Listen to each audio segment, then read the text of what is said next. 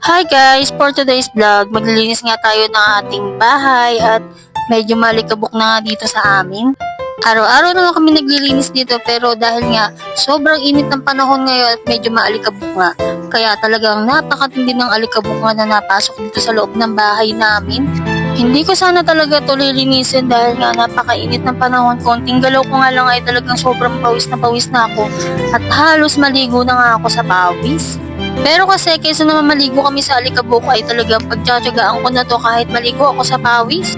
Kaya mga kumare, mga kumpare, wala tayong upload ngayon na kaming dalawa nga ni Pogi dahil ito nga yung pinagkakaabalahan ko ngayong araw.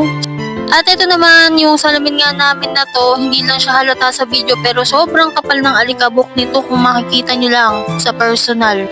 Araw-araw ko rin talaga itong pinupunasan dahil nga ito yung unang-unang titignan natin pagkagising natin sa umaga, yung sarili natin.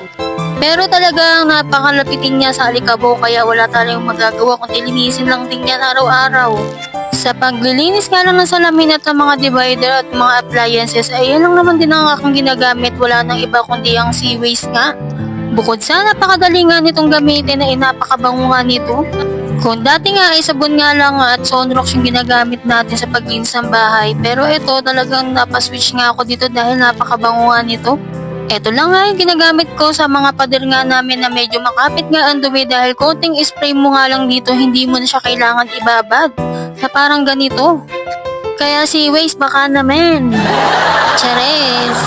Kapag naglilinis talaga ako ng bahay namin mga kumare-kumpare, talagang hindi ko rin talaga ito pwedeng kalimutan yung aming pader dahil nga isa yan sa napakakalapitin nga ng alikabok.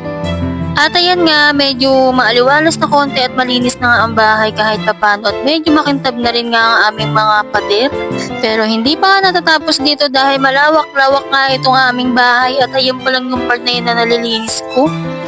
Pero aminin natin na nakakawala rin talaga ng pagod pagka ganito na nakatapos tayo kahit papano sa konting gawain natin.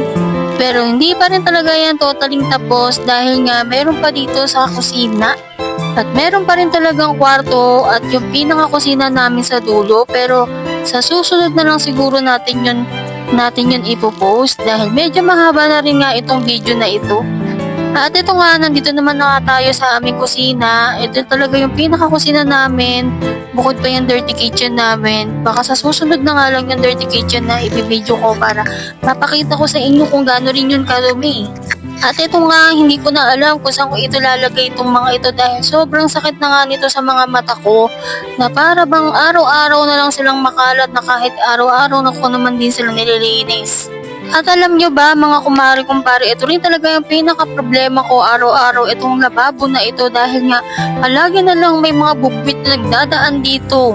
Kahit anong spray ko dyan ng panglaban sa mga bugwit na yan pero talagang hindi sila natitegi. Hindi ko na rin talaga alam ang gagawin ko sa mga yan kaya kung may suggestion kayo dyan na kung ano pwedeng ipang spray sa mga yan, paki-comment naman.